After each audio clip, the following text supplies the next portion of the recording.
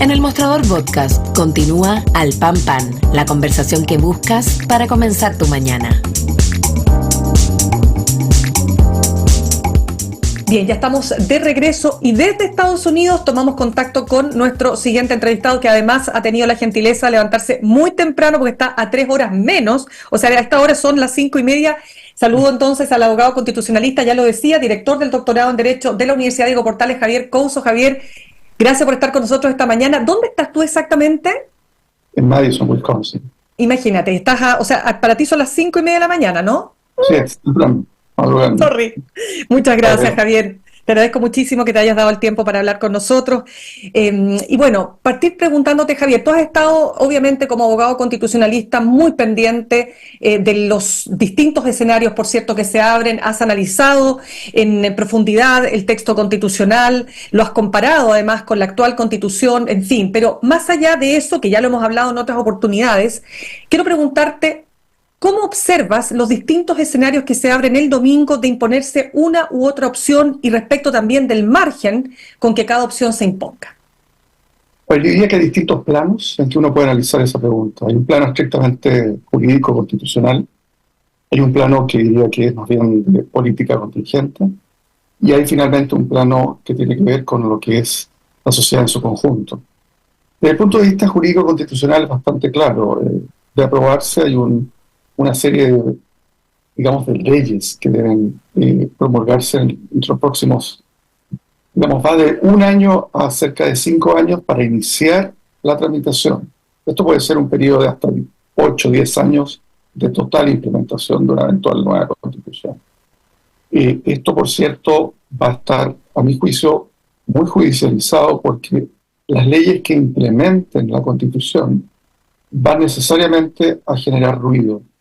Dado que, a mi juicio, el proyecto presenta contradicciones, inevitablemente las leyes que aterricen la Constitución, que la detallen, pueden ser objeto de impugnaciones ante el Tribunal Constitucional y eso, por supuesto, va a judicializar el asunto.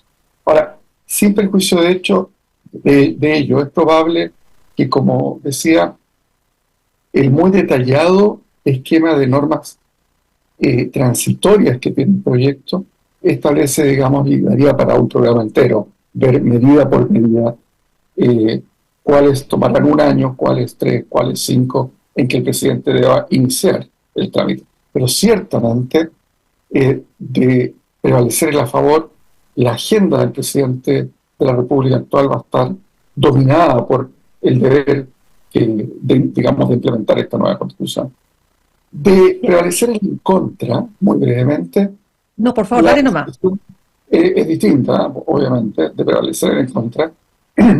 Lo que vamos a tener es muy probablemente el cierre también de estos 4 años. Me da la impresión de que no hay ambiente en Chile, no estoy hablando por este gobierno, sino quizá un par de décadas o más, o una generación, para volver a plantearse una sustitución completa de una Constitución, que es lo que se habría intentado 2 veces sin éxito.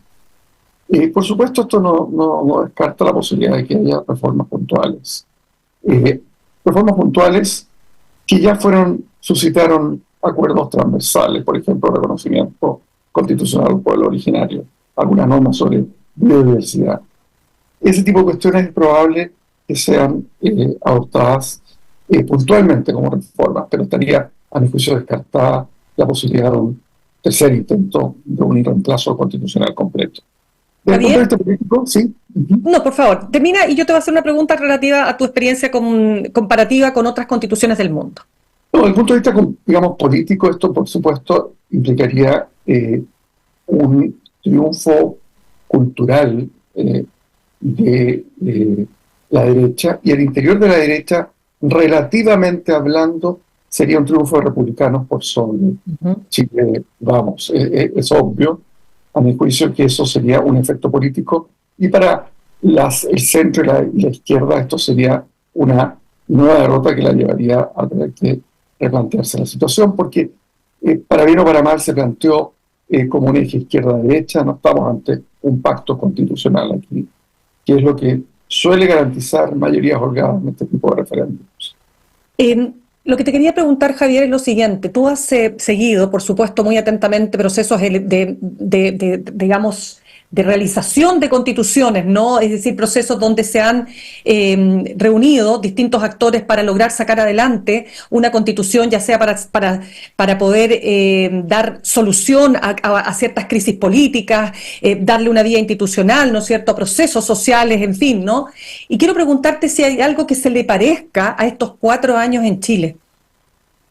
Es interesante la pregunta porque yo diría que quizá lo que más se parece es lo que ocurrió en el siglo XIX en Chile con la llamada época de ensayos constitucionales, en que tuvimos cerca de 3 intentos de aprobar una nueva constitución hasta que lamentablemente el país entró en una guerra civil y eso fue lo que definió una constitución que es la del año 33. En la era moderna, en la era contemporánea, verdaderamente va a ser un caso de laboratorio en Chile, tanto y cuanto, sobre todo si es que prevalece el en contra, en el sentido de que por 2 veces consecutivas en el lapso de no más de 4 años se habrá intentado canalizar una situación compleja desde el punto de vista constitucional y político, como fue el llamado estallido social, y que no habría dado lugar a una nueva constitución. Ahora, mirado retrospectivamente, Virna, yo creo que también hay que no descartar que aún si se produjera un rechazo a este nuevo intento de una nueva constitución, probablemente los historiadores del futuro van a evaluar que en esos días fatídicos del 12 de noviembre, en que, como muy bien lo relata el ministro del Interior, ex ministro Blumel, el país estuvo al borde del precipicio constitucional porque una declaración de estado de sitio probablemente habría involucrado la pérdida de muchas vidas. Había una generación joven que no entendía bien lo que era un estado de sitio y probablemente habría llevado a una situación muy, muy compleja desde el punto de vista político y humano. No se puede descartar que los historiadores del futuro, insisto, vean que sirvió para descomprimir el acuerdo del 15 de noviembre. En otras palabras, podrá no haber, de prevalecer el en contra el domingo, podrá no haber logrado el resultado. Yo creo que no se logró el resultado de un pacto constitucional transversal, gane quien gane el domingo, pero mirando la mitad del vaso lleno, uno podría decir que Chile logró canalizar de una manera civilizada algo que parecía muy difícil de controlar. Uno olvida fácil lo complejo que fue esa semana, sobre todo el 12, 13 y 14 de noviembre del año 2019.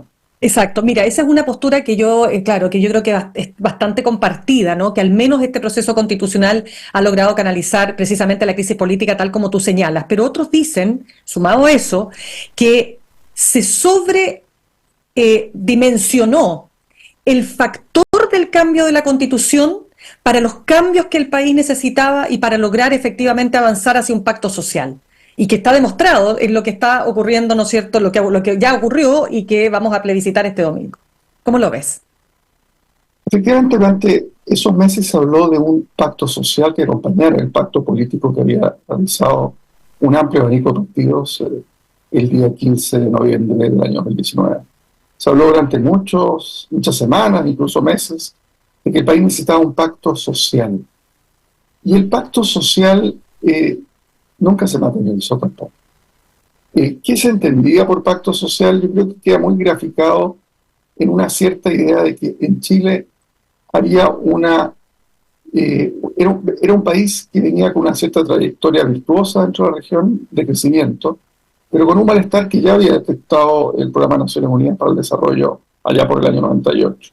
Había algo de desazón, de descontento. Algunos sociólogos lo atribuían a, digamos, las inquietudes propias de la modernidad, pero eso nos da cuenta de que países que también sufrieron o experimentaron modernizaciones aceleradas, como Uruguay, no manifestaban este malestar.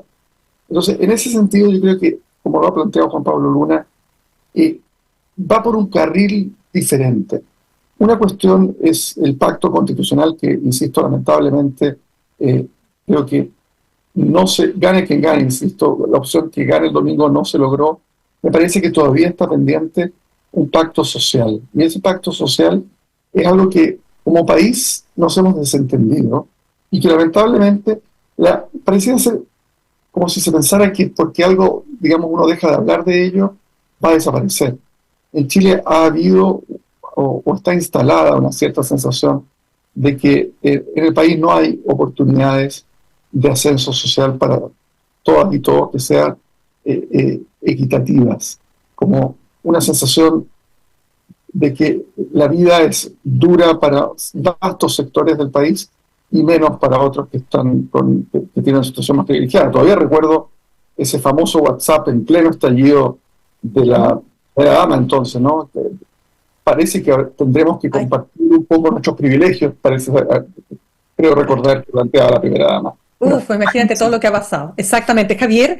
Pero lo que también ha sido muy fuerte en estos días, de hecho se lo preguntaba al mismo senador Francisco Chaguán de Renovación Nacional, respecto de cómo pasamos, ¿no?, de plebiscitar un texto constitucional a plebiscitar al gobierno del presidente Gabriel Boric. Él decía, era inevitable, el gobierno lo ha hecho pésimo, es imposible no indexar el proceso a lo mal que ha gestionado el gobierno todos los temas relativos, dice él, ¿no? Estas son palabras de él, bueno, seguridad por de pronto, en fin, y él decía, sin embargo, que él no era partidario de Boric vota en contra, Chile vota a favor, que es la consigna que se ha impuesto en estos días por parte del Comando de la Favor, seguida por el que se jodan. O sea, no siendo partidario de eso, sin embargo, sí está claro para él que es imposible no indexar el plebiscito al plebiscito finalmente del gobierno. ¿Cómo ves tú esa situación?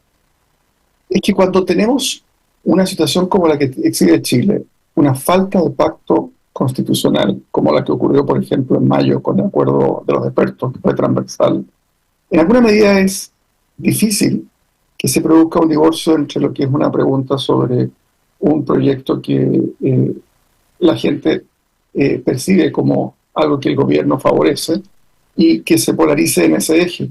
En otras palabras, si Chaguán estuviera llamando a votar hoy apruebo un proyecto transversalmente acordado desde Renovación o la UDI hasta el Partido Comunista, probablemente esa asociación libre no se daría.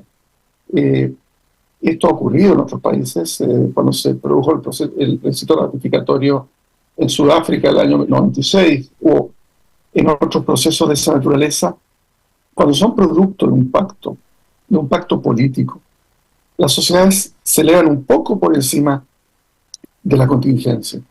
En la medida que, yo diría, el propio hecho de que esto se haya planteado por algunos como votar a favor es votar en contra del gobierno, votar en contra es votar a favor del gobierno, en la medida que eso ya es una demostración de que no estamos ante presencia de un pacto constitucional, sino que más bien del intento de un sector de imponer un texto con el cual se siente muy cómodo y que tiene elementos programáticos propios de un sector político, no comunes a la vasta mayoría del espectro político.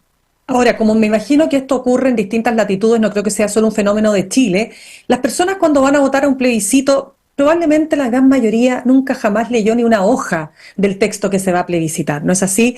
Pasó en el proceso pasado, va a pasar natural, con mayor razón. Imagínate si ahora no existe ningún ambiente. Tú me preguntabas cuando partimos la entrevista cómo están las cosas por acá. Cero ambiente. O sea, lo único que hay es, por supuesto, una situación muy compleja del punto de vista de lo contingente mismo, el tema de la delincuencia, lo que ha pasado ahora con este hombre que fue indultado por el presidente Gabriel Boric, metido en un tema ahí medio confuso, que no está claro si secuestro o no secuestro. Están las detenciones de estos dos jóvenes ex militantes de Revolución Democrática, es decir, contingencia pura y menos, por cierto, lo que pasa con un texto constitucional. Entonces, ¿cómo ves eso? Porque eso me imagino que también forma parte de estos procesos, ¿no? A ver, el fracaso constitucional en términos de la inexistencia de un acuerdo sobre reglas que van a regir nuestros desacuerdos ocurre en muchas sociedades chilenas. El domingo, insisto, ante la falta de un pacto constitucional, como país habremos fracasado en dotarnos una carta ampliamente compartida. Ya tuvimos un aviso de eso el año 2022, el rechazo de ese proyecto pudo habernos dejado como sociedad la lección de que en realidad había que apostar por un minimalismo constitucional, una constitución que habilitara distintos proyectos políticos. Lamentablemente como sociedad ya es claro que no lo logramos. Ahora, eso es bastante habitual en el mundo del derecho constitucional comparado. Lo raro suele ser lo contrario, que es el acuerdo, los pactos políticos duraderos. Dicho esto, yo creo que el país va a tener que plantearse cómo avanzar desde esa constatación. Constatar que hemos fracasado en lograr un pacto compartido, sin perjuicio del Estado muy cerca, insisto, con el acuerdo de los expertos en mayo pasado, que fue ampliamente, digamos, respaldado por la ciudadanía, si uno le da de creer a las encuestas. Lo que hay que empezar a comenzar a trabajar es cómo vivimos juntos, grupos que pensamos diferente. Yo creo que la intolerancia ha sido una de las cosas más lamentables que hemos vivido este mes. Esa expresión electoral que usa un chilenismo tan burdo para referirse a adversarios, no es gratis. Una de las cosas que le hacen mal el que se jodan, dices tú. Exacto. Una de las cosas que le hacen daño a los países indígenas es el abuso de un lenguaje procaz, descalificador, decadente en definitiva. ¿Por qué le hace daño? Porque finalmente la palabra es la herramienta de la política. La palabra es la herramienta con la cual se construyen cosas positivas o se destruyen cosas valiosas. Y yo creo que va a haber un trabajo de recomposición. Normalmente esto lo toman líderes importantes, diría líderes como que concitan, digamos, cierto consenso, cierto apoyo transversal, a pesar de que hoy en día, yo recuerdo cómo se alababa mucho al expresidente Ricardo Lagos como una persona que tenía esas características. Es impresionante cómo en esta retórica tan decadente, ¿no? De decir que grupos que piensan distinto básicamente deben ser aplastados por el otro. Eso es lo que denota esa expresión. Venga de gente que trabajó con el presidente Lagos, que respetaba al presidente Lagos, que hoy día está en la posición en contra, pero que respeta, por supuesto, a gente que tenga otras posiciones políticas, que no.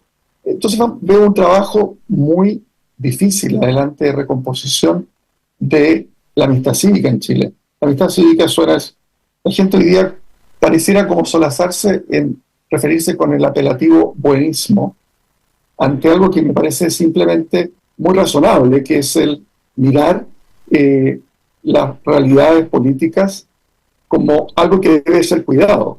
Es muy fácil que los países entren en pirámides, en una escalada, por decirlo así, una espiral de animadversión y de polarización. Y es muy difícil salir de eso después.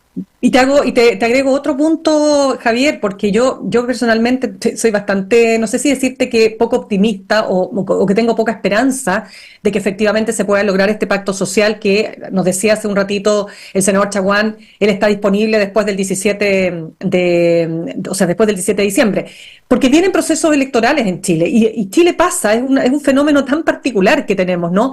Que pasamos de un proceso electoral a otro proceso electoral, y cuando los partidos entran en clave electoral, sabemos cómo se comportan. La clave es corto plazo, es el resultado inmediato, la consigna fácil, lo que estamos viendo acá, ¿verdad? Pero menos en pensar esa política del largo plazo y, por cierto, en cuidar nuestra democracia. ¿Cómo ves ese escenario? El próximo año tenemos elecciones municipales, elecciones de gobernadores, por de pronto. A ver, es que yo creo que no es tan sencillo como aplastar al otro, al adversario, decirle que se joda y después decir, una vez que uno logró su objetivo, que es una constitución que me parece a mí es bastante programática y con la cual se va a sentir como solamente un segmento de la sociedad, un sector de la sociedad, aunque hoy día sea circunstancialmente mayoritario, si es que prevalece de la favor. Es muy poco, las sociedades no funcionan así, no es algo así como que puedo estar durante meses descalificando a otros sectores y al día siguiente de un triunfo electoral decir, bueno, ahora estoy con ánimo en realidad de invitarte a trabajar juntos. Me parece a mí que hay que va a haber que comenzar un genuino trabajo de recomponer un sistema político polarizado, que no necesariamente se ha hablado mucho si la polarización de las élites políticas tiene un correlato a nivel de la sociedad en su conjunto. Hay indicios de que la sociedad en su conjunto mira ella con mucha desconfianza a una élite polarizada. No es que esté el grueso de la ciudadanía con los niveles de animadversión que se ha notado por parte de líderes, lo que debiera ser algo problemático para los liderazgos. Normalmente buscan exhibir, digamos, ciertas características que las habilitan a pretender liderar al resto de la sociedad. Si ellas están cayendo en cosas que el resto de la sociedad mira con distancia, mira como una constante disputa pequeña por cuotas de poder, yo creo que el peligro es que percole al resto de la sociedad eventualmente este clima agitado, polarizado, de animadversión permanente, de simplificación, yo diría de intolerancia. La tolerancia es algo que en Chile se ha perdido, la tolerancia a la diferencia, al hecho objetivo que discrepamos, que seres humanos razonables pueden discrepar. Ese concepto tan básico, un concepto tan clave para el funcionamiento de la democracia, a nivel de élites, en parte se ha perdido y va a haber que recuperarlo. Bien, pues Javier, sabemos que te tienes que ir. Te quiero dar las gracias. Javier Couso, abogado constitucionalista, director del doctorado en Derecho de la Universidad Diego Portales. De verdad, muchas gracias por haberte dado el tiempo con nosotros y levantarte tan temprano para dar esta entrevista desde Estados Unidos. Un gusto, Mirna, que estés muy bien. Cuídate mucho. Saludamos a nuestros auspiciadores. Ahorrar cotidianamente se puede y de forma organizada, rápida y online con Ahorrando, la nueva funcionalidad de tu app Copeuch, en donde puedes programar ahorros de manera fácil y entretenida, eligiendo tus propias reglas y metas. Haz que el ahorro sea parte de tu vida con Ahorrando de Copeuch. Más información en copeuch.cl. Universidad Central, 40 años formando personas. Ven a vivir la experiencia USEN. Para los que buscan avanzar, posgrados USEN, acreditada y adscrita, gratuidad. Conoce más en posgradosusen.cl. Me despido. Ya estamos, ya lo decíamos, ¿no es cierto?, en los últimos metros para llegar a este plebiscito del 17 de diciembre, de este domingo. Nos reencontramos el lunes con todo el material ya, con toda la información clara. Vamos a estar con muy buenos entrevistados. No te pierdas entonces un nuevo capítulo de Al Pan Pan. Nos reencontramos el lunes a las 8 en punto. Que estén muy bien y que tengan un buen fin de semana. Copeuch Inversiones, el sitio donde todos pueden invertir, y Universidad Central, 40 años formando personas, presentaron Al Pan Pan en el Mostrador Podcast. Cerramos por hoy Al Pan Pan, de lunes a viernes de 8 a 9 de la mañana, entrevistas para partir el día. El Mostrador Podcast, el poder de la independencia.